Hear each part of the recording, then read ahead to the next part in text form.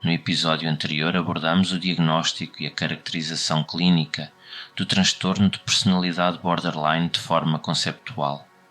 Neste vídeo, vamos fechar a questão do diagnóstico, entrando de forma direta e objetiva nos critérios formais utilizados na prática clínica, tal como definidos no DSM-5 e no modelo alternativo dimensional do DSM-5 e na CID-11. Este episódio tem também um objetivo muito claro: ajudar a simplificar esta matéria, tornando-a mais compreensível para quem não é clínico. É importante dizer desde já que esta não é uma tarefa fácil, porque o próprio diagnóstico de transtorno de personalidade borderline é, por natureza, complexo e heterogéneo, o que muitas vezes gera confusão.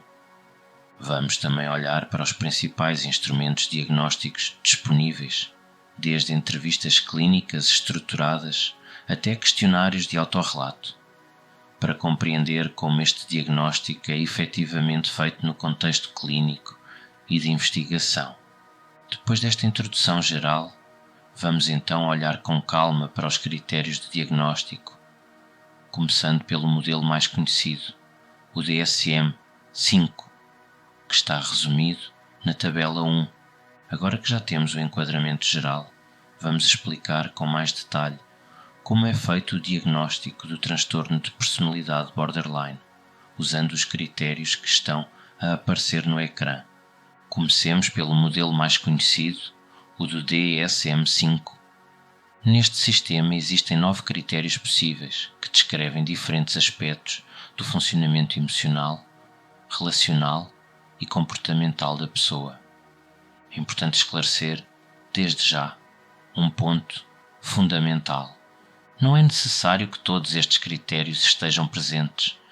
Para que o diagnóstico possa ser considerado, é necessário que pelo menos 5 destes 9 critérios estejam presentes, de forma persistente, ao longo do tempo e em diferentes contextos da vida.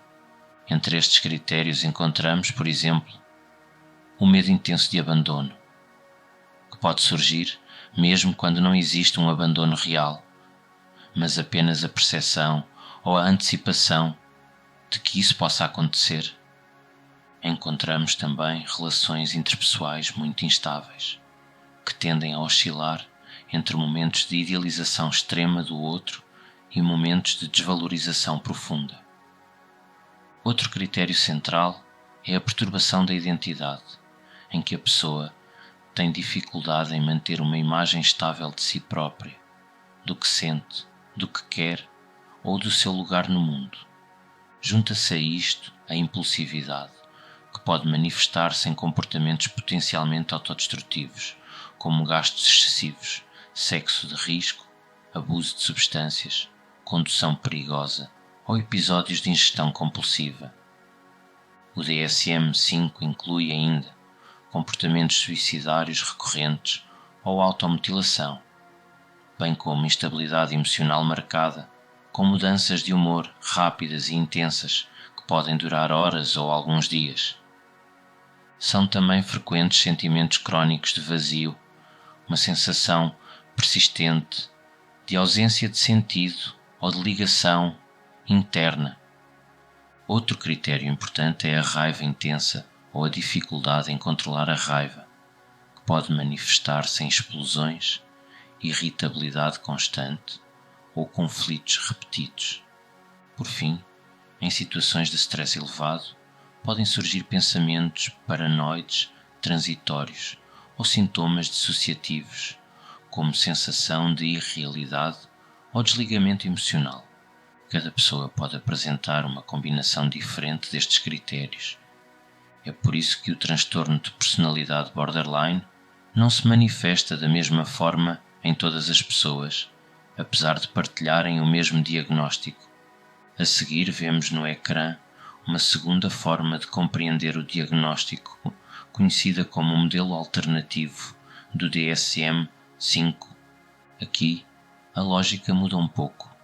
Em vez de contar critérios, a pergunta passa a ser: como é que a personalidade da pessoa funciona no dia a dia? Este modelo começa por avaliar se existe um prejuízo significativo em áreas centrais, como a identidade, ou seja, a forma como a pessoa se vê a si própria, os objetivos de vida, a capacidade de definir rumos e valores, a empatia, ou seja, compreender os outros, e a intimidade, a capacidade de manter relações próximas estáveis. Depois disso, avaliam-se certos traços problemáticos, como instabilidade emocional, ansiedade, medo intenso de separação, depressividade, impulsividade, comportamentos de risco ou hostilidade persistente. Este modelo permite perceber não apenas se existe o transtorno, mas também o grau de comprometimento do funcionamento da personalidade. De seguida, surge no ecrã o sistema da CID-11, utilizado a nível internacional. Aqui, o processo é ainda mais direto. Primeiro avalia-se se existe um transtorno de personalidade e qual é a sua gravidade.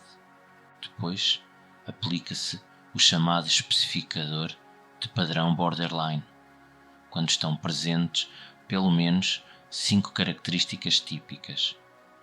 Estas características incluem instabilidade emocional, impulsividade em estados de afeto intenso, relações instáveis, medo de abandono, sentimentos crónicos de vazio, raiva intensa, autoagressão recorrente e sintomas dissociativos transitórios. A CID-11 dá também especial atenção a aspectos como hipersensibilidade à rejeição, dificuldade em confiar e sensação profunda de solidão ou alienação. Por fim, vemos uma tabela que resume como o diagnóstico é feito na prática clínica. E aqui é importante desfazer um equívoco comum. O diagnóstico de transtorno de personalidade borderline não é feito com base num teste rápido, numa checklist online ou numa impressão isolada. Na prática, o diagnóstico exige entrevistas clínicas estruturadas, conduzidas por profissionais com formação específica, observação ao longo do tempo e integração cuidadosa da história da pessoa. Questionários podem ser usados como apoio, mas nunca substituem a avaliação clínica. Ferramentas antigas, como testes projetivos, não são suficientes por si só para estabelecer este diagnóstico. Com isto, concluímos a parte dedicada ao diagnóstico do transtorno de personalidade borderline, passando pelos critérios formais, pelos modelos classificativos e pelos principais instrumentos clínicos disponíveis. No próximo episódio, vamos avançar para o curso do transtorno e a questão epidemiológica, analisando a evolução do TPB ao longo da vida, as taxas de prevalência, as diferenças entre contextos clínicos e comunitários e o que a investigação mostra sobre o prognóstico. Se este vídeo foi útil, deixa um like, partilha com alguém a quem este conteúdo possa ajudar e acompanha a série para não perderes os próximos episódios. Obrigado por estares desse lado. Espero que este conteúdo te seja útil.